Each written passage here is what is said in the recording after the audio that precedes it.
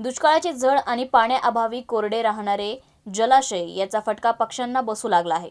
नांदूर मध्यमेश्वर पक्षी अभयारण्यातील विदेशी पक्ष्यांना स्थलांतरित होत येवल्यातील 38 गाव पाणीपुरवठा साठवण तलावात मुक्काम ठोकलाय।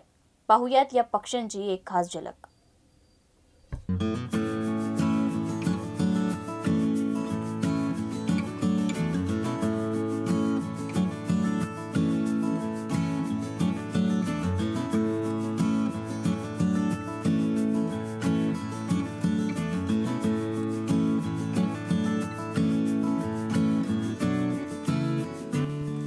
नाशिक जिल्ह्यातील नांदूर मध्यमेश्वर धरण म्हणजे विदेशी पक्ष्यांसाठी नंदनवन म्हणून ओळखलं जातं।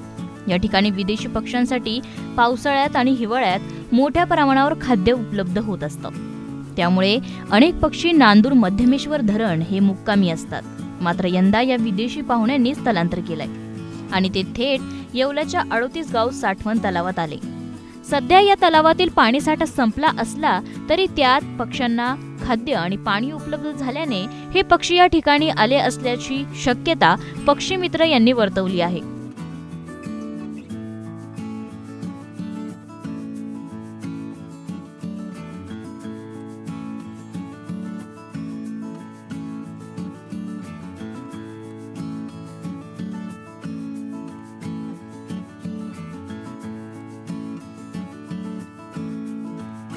यात फ्लेमिंगोसह अन्य देशी पक्षी मोठ्या प्रमाणावर आढळून आलेत। एकूणच काही दिवसांचा अधिवासानंतर हे पक्षी अन्न आणि पाण्याच्या शोधात दुसरीकडे स्थलांतर करण्याची शक्यता वर्तवण्यात येते।